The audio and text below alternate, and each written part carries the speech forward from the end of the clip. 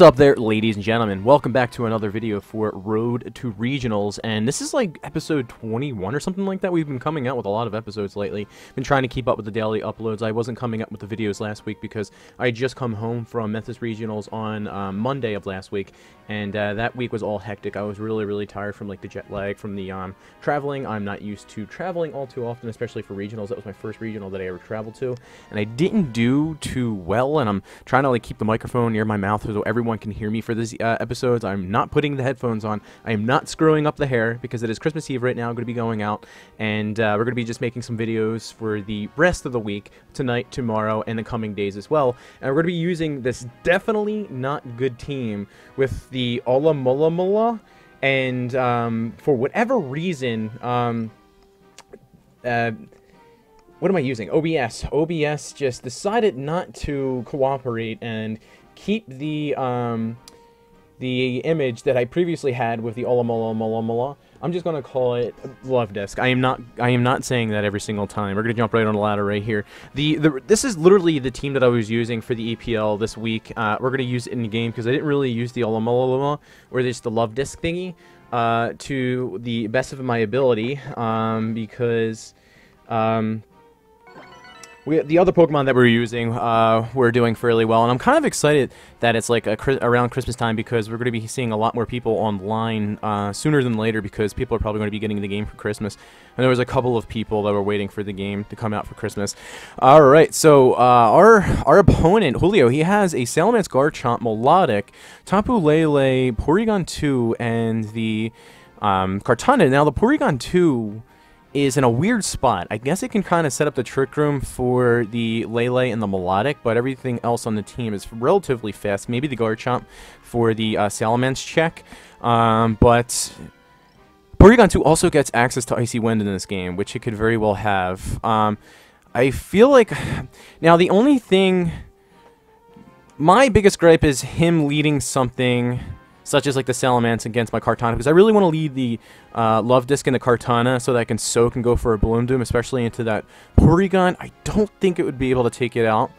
A Bloom Doom knockoff would be another option as well. I'm definitely going to be... We're going to be just like doing Shenanigans. I don't really like feel like playing all too competitively. I want to just have fun with this team because Feeny is so much better than the Love Disc because it's a lot faster. I'm going to lead the Tapu Koko in the front, switch up the trains, and then we'd be able to see if the Tapu Lele is Scarf. And the Aegislash is really good as well. Yeah, we're going to bring the Aegislash in the back. I could very well bring the Charizard right there, but the Aegislash does really well against the Melodic. It can basically wall the Porygon 2, unless it has, like, Thunderbolt, but I don't think it would have Thunderbolt on his team because there's no Tapu Koko. Normally you would want to run Thunderbolt when you're running a Tapu Koko on your team, just to have another Pokemon, especially if it's analytic, to hit other Pokemon really hard, taking advantage of the Electric Surge. So we're going to lead the Love Disc, and our Koko is going to lead the Salamence. Double Dragons, okay. The Salamence and the Garchomp are going to lead right here. So I can soak Thunderbolt the Garchomp, because if anything's not going to protect, it's likely going to be the Garchomp. The Salamence doesn't really threaten my Tapu Koko. Granted, it can go for a double edge into it. Our Tapu Koko is relatively... Well, I don't necessarily want to say it's bulky, but it does have a fair bit of HP investment, as you see right there with the 155 HP.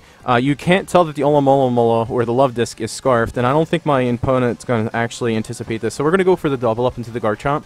I really don't think the Garchomp should protect right here. Maybe if he protects with the Garchomp, he should protect with the Salamence also to scout out what I want to do. He's leading 2 Dragons against a potential Dazzling Gleam.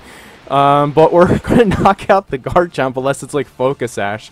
There's no way it should be able to take a Thunderbolt, Life Orb Thunderbolt, and Electric Terrain from the top. Oh, man. My opponent's he's probably like, what the hell am I playing right now? He's going to Hyper Voice. I should not do too much to the Tapu Koko, and not much to the old Love Disc at all. It actually does half the Love Disc. Granted, there's like no defense investment whatsoever in this Love Disc. Now he's probably like, well, shit. What do I do now? What I can do is I can actually soak the Salamence so it doesn't have Stab. Because he's going to protect probably the Salamander here and attack with the Kartana. I can Thunderbolt into the Kartana. I still think that would be able to take it out, or at least bring it down to a range in which I can bring in my Aegislash. And then anything that I have in the back can't outspeed it, though. But you have to imagine I'm going to go for a Soak into the Salamence and then the Thunderbolt. The going for the Soak into Salamence covers whether or not the Salamence protects, because I think the Thunderbolt should still be doing a lot to the Kartana. And if anything, Kartana... well, the Salamence is likely going to protect right here. I could protect the Coco as well. It's going to withdraw the Kartana. What's he going to go into? The Porygon. So the Porygon's going to get a fair bit of damage onto it. Maybe he's going to go for the Double Edge into the Coco, but then again, it shouldn't take me out because I'm going to be changing it into a Water type. Yeah, so he's letting me just take out a Salamence. Maybe not anticipating this to take out the Salamence, but 100% of the time it takes out the Salamence. That's a lot of damage onto the Porygon. We get a Paralysis, so it has a... quarter chance to get fully paralyzed. Just goes for another Hyper Voice, so this shouldn't even take out my Love Disc. Yep. Yeah, so since we changed Salamence to a Water type, it can't take advantage of the... it can't take advantage of Stab Hyper Voices now because it is considered a Water type, as you see on the screen right there. So Porygon doesn't carry Protect. We're going to go for the Soak Thunderbolt into the Porygon because the Salamence can't really do too much right here. If anything, it's probably going to switch out to reset its typing. Or it's going to protect because we're going to take out the Porygon too, and Salamence is going to be locked in, and it's going to be considered a Water type for the rest of the battle. It's not going to be able to do too much damage. Granted, it can outspeed the Kartana and still go for a Double Edge, but a Hyper Voice wouldn't be able to take out the Kartana at this point.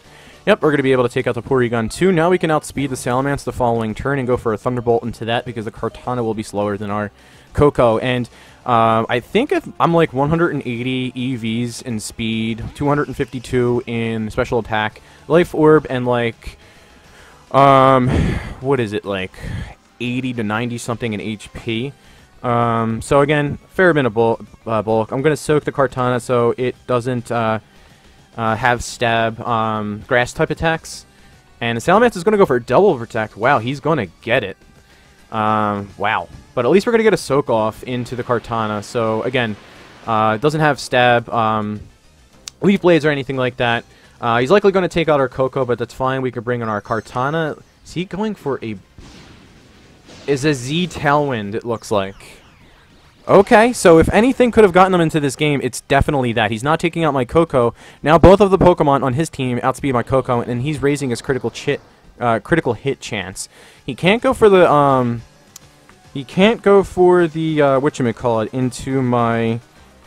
I'm thinking, should I save? Because he's going to have 3 turns of Tailwind. What I can do is I can bring in my Kartana right here, because he just doubles up into the Kartana if I do bring it in. So I'm going to bring in the Kartana right here. This might be a blunder on my part, but I'm thinking that I could save my Alomola. Nah, I think just having the Alomola go down right here is probably a better choice. I'm just going to go for another Soak right here, and then I'm going to protect the Tapu Koko. He could very well... Well, he can't go for the Bloom Doom. And if he's Z Tailwind, he's probably like Detect, Tailwind, Leaf Blade, and Night Slash? What? That's not good. Because that's going to potentially take out my Aegislash. Wow, yeah, that's probably going to take out my Aegislash now because... wow. That is just a weird, weird set. Oh, that's not good. It's definitely not good. I can do is I can bring in the Aegislash, bait the Night Slash into the Aegislash, and then Wide Guard, and then go for a Thunderbolt into the Kartana. Yeah. I'm going to Wide Guard right here. He has... I think he's going to go for a Hyper Voice and a Night Slash. And we're going to go for the Thunderbolt into the Kartana. Hopefully this ends up working out right here. We're going to Wide Guard. We need to have him go for the Night Slash into the Kartana. This is incredibly weird Kartana set. You will never see this on any Kartana. A Night Slash, that is. He goes into the Tapu Koko. I mean, I guess that covers for anything that I might want to switch into the back, but you could have just went for a Leaf Blade.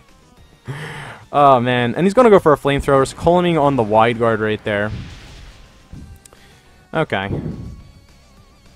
And then I'm going to bring in my Kartana. Now, the crappy part about me going for a Wide Guard the previous turn is that I can't safely go for a Protect right now, and there's still one more turn of Tailwind left up after this. I think I'm just going to lose the game now because he got off a double Protect with a Salamence, which is incredibly lucky and risky, but that was basically my only, my opponent's only win con right there. I didn't realize that the Kartana would be this much of a threat. You'll never see Z Tailwind and Night Slash on a Kartana ever. But it kind of does make sense for the Aegislashes, and Z Tailwind is just like nuts with all these high critical hit ratios onto the Kartana.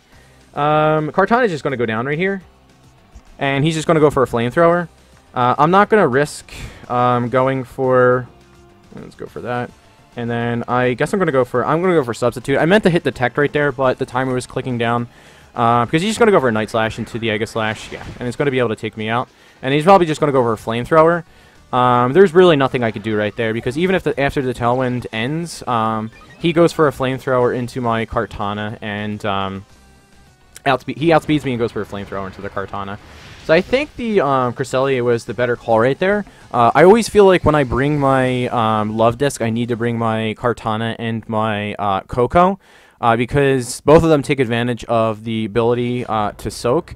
We outright win that game right there if we are able to take out the Salamence, because it's a 2v1 at that point, even if he takes out like my Coco with the Kartana, but then we have the Kartana and the Aegislash in the back, and he can only target down one of my Pokemon. But I can just go for a Sacred Sword and or Never-Ending Nightmare into the Kartana. Him getting that 30% chance to...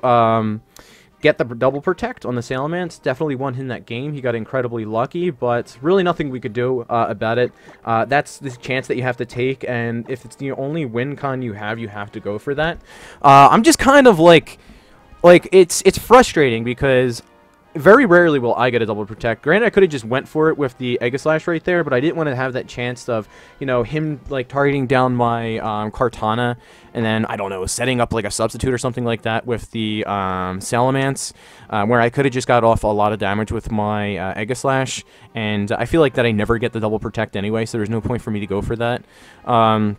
But it could have definitely been like an option on my side to go for the double Protect. Well, not essentially a double Protect, but when you use that Wide Guard the turn before you use King Shield, the King Shield on that turn that you're King Shielding actually counts as a double Protect, because they count Wide Guard as a Protect in this game. Don't know whether or not they'd actually fix the issues with...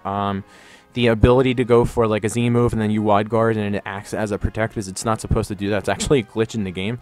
So I don't know whether or not they took that out. But we're going to look for our next opponent right there. Again, looking back onto that, going back to that game, don't think we could have done anything better than that. Maybe we should have like targeted down the Kartana, considering the fact that it was more of a threat than the Salamence was. Because the Salamence, what was it doing? It was going for like Hyper Voices. It could have went for a Flamethrower into the Coco, but my Aegislash wouldn't be taken out by that. I could have just went for Never-Ending Nightmare. We would have been able to take out the Kartana. I just wasn't expecting the Kartana to allow us to just completely take it out. But the Salamence target was pretty obvious because they just protected the previous turn. But opponent got lucky. And it's frustrating. It really is frustrating, but it's a part of the game. That's why you do best of threes at competitions, because if you lose to that in a competition, I wouldn't even shake my opponent's hand. Because you just win based off of luck at that point and not skill. But this is a silly team. Anyway, Alberto from Mexico is a 1600s player. He's going to have Zapdos, Aegislash, Tyranitar, Fini, Landorus, and Cresselia. So, a pretty standard team. This is a team that you'd see with, like, a Kangaskhan over the Tyranitar. The Kartana actually is really, really good in this game, like incredibly good. It can outspeed everything on his team, barring like a Scarfmon or a Scarf Tyranitar, a Scarf. Should I lead the Coco? Now I'm gonna lead this. Bring the Coco in the back. Bring the Coco in the back. I'm going to bring the Charizard here because, again, it's another form of weather setting. I can definitely see him leading, like, the Landorus. Having a Tyranitar in the back to switch it on my Charizard. Leading the left, definitely leading the Landorus against my potential Charizard lead. Unfortunately, I'm not going to be able to tell whether or not it is a Scarf Landorus. Unless he leads it next to, yeah, we're not going to be able to tell. I was going to say, unless he leads it, like, next to Zapdos, but Zapdos could be slow as well. Intimidate's going to go off.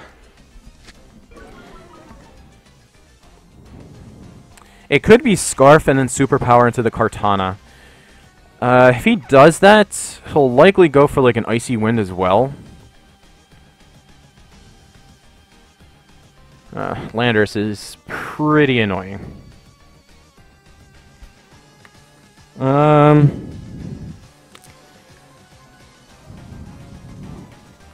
he have in the back? I feel like there's going to be Scarf Landorus on this team.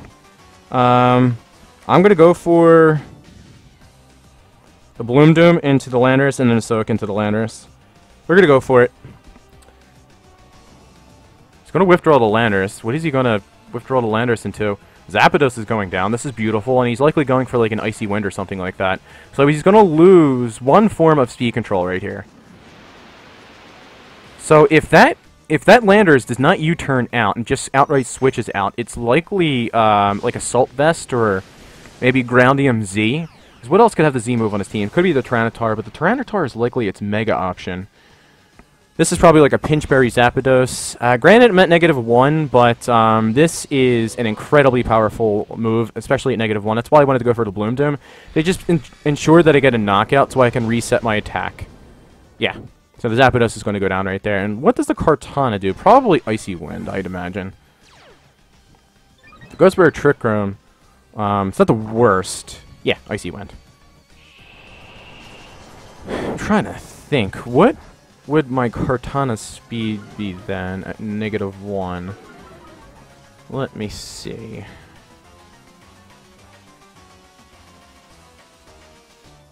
.118. I should still be outspeeding the Cresselia, so I'm almost 100% positive that our speed stat is 177 max speed Jolly. Now the Landorus will be outspeeding us. And then just getting another Intimidate. 192. Apparently I can't do math right now. Alright. Let's see what our speed stat is on our Kartana. Yeah, 177.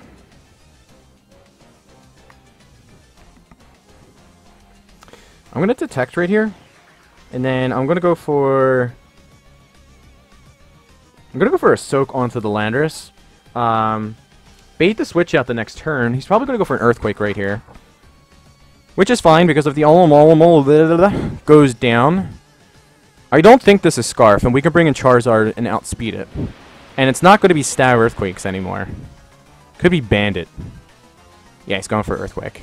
This is going to... It should... Will it take out the Love Disc, though? Because, again, it's not Stab. And we did outspeed. That's a slow Landorus. I'm going to go for a Leaf Blade. That's a slow Landorus. That is a really slow Landorus.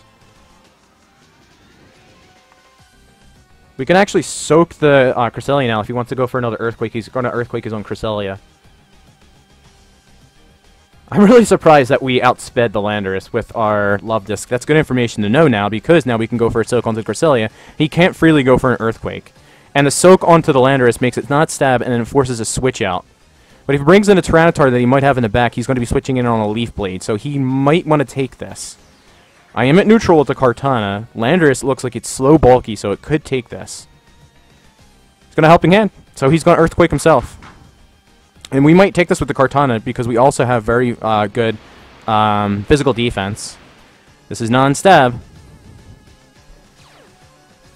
Well, never mind. I'm thinking that like I'm changing it from like a flying type into a water type. That's not the case. And we take it. Okay, great. Okay. Alright. Alright. So if he's going to continuously go for... He went for the Earthquake before my Kartana had attacked. I'm going to bring in the Charizard right here because it looks like he's either Assault Vest or Bandit. But if he's still slower than the Love Disc, my Charizard will outspeed it.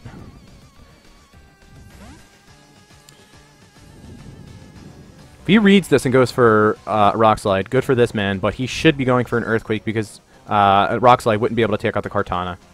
Yeah, he's going to go for an Earthquake. Okay. What does the... Does he go for an Icy Wind? That would be a really good call. Yeah. Really, really good call. Should have let the Love Disc go down then. I wasn't expecting him to go for a Icy Wind right there.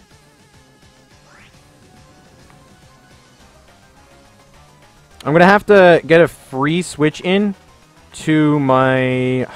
That previous turn, I actually could have went for a substitute with my Kartana instead of a Leaf Blade. That probably would have been a better option. I'm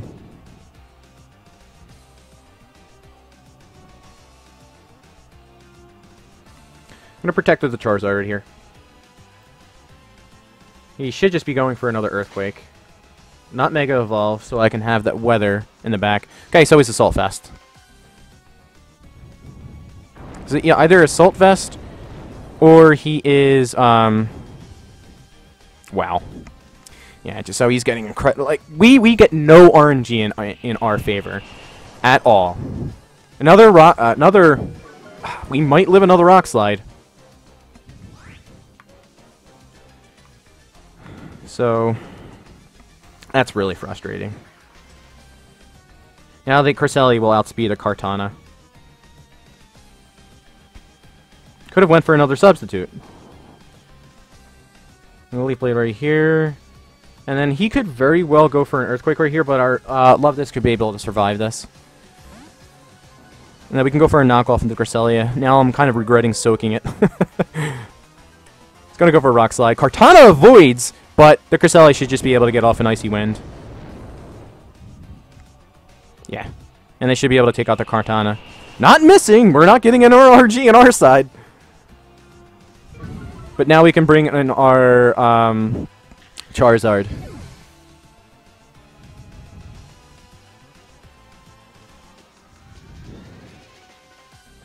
Actually, we bring in our Coco. Yep, 100% bring in our Coco. We can go for a Thunderbolt into the Cresselia. And then we can go for... I can go for a Liquidation into the Landorus, but it is soaked.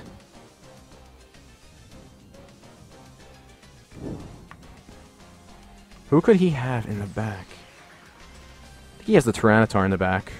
If he has the Feeny, that is perfect.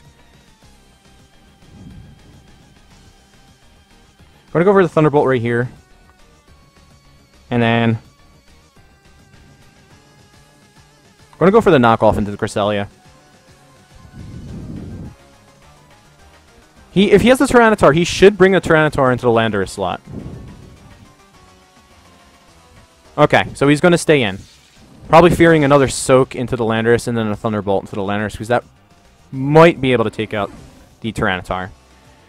And then we're going to get a knockoff into the Cresselia. Probably not going to do too much damage. We're going to knock off its Wikiberry, and he's going to go for an Icy Wind. Coco should be able to outspeed either the Feeny or Tyranitar in the back, because the Tyranitar looks like it's Mega.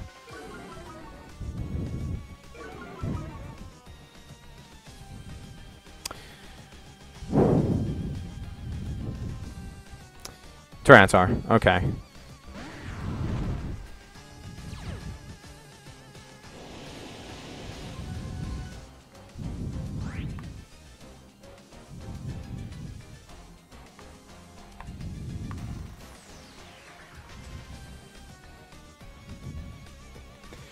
I'm gonna go for the double up into the Cresselia. Now the only thing, if this backfires, if the Tyranitar goes for a Dragon Dance, and if it's Mega Tyranitar, it should have Dragon Dance, Crunch, Rock Slide, and Protect. An Ally Switch. I was not anticipating that, but that's kind of okay. He does Dragon Dance. This is definitely not good. So now he outspeeds the Coco, but I still don't think a Rock Slide knocks out the Coco. That's good damage. That's very good damage.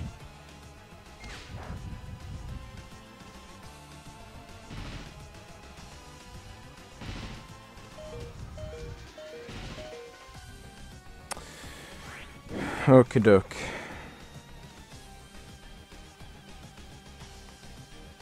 I'm gonna Dazzling Gleam. I gotta get this target correct because my opponent has to think that I'm not gonna fall for another ally switch. So I could go for the Thunderbolt into the Tyranitar. I freaking hate ally switch shenanigans, dude. Giving ally switch as a tutor move, it's gonna really make this game frustrating. Going for the Thunderbolt right here.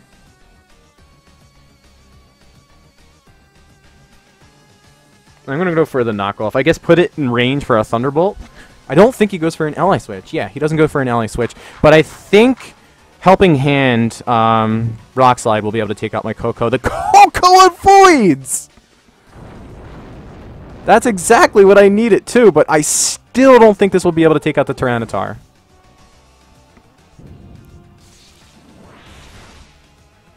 Oh man, this is going to be I think the only way we win this game is if the only way we win this game is if we miss. He misses a Rock Slide. That's the only way we win this game. Because I go for a Dazzling Gleam. I could very well like Mega Evolve Protect right here, but then he can just go for like, Ally Switch Dragon Dance. I'm going to Dazzling Gleam right here. I'm going to Mega Evolve.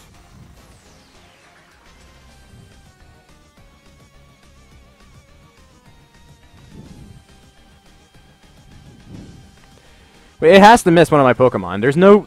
There's actually no point in going for a Double Protect right here, because that allows him to go for another Dragon Dance. He should just Helping Hand Rock Slide again. Oh man, this is it's coming down to the wire. Helping Hand Rock Slide. Does it hit both of my Pokemon?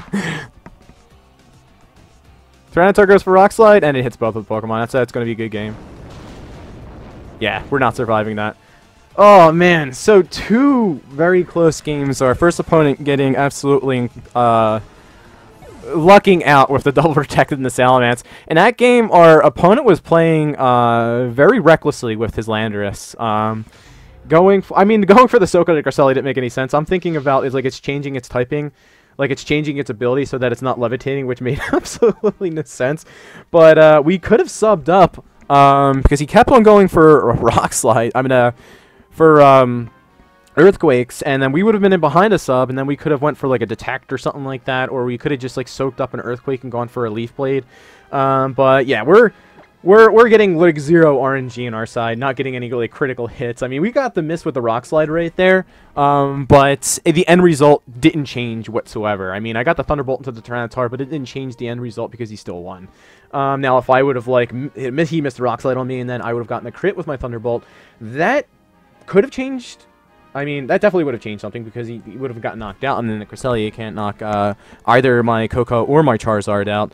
But very unfortunate. We're going to go 0-2 in this episode.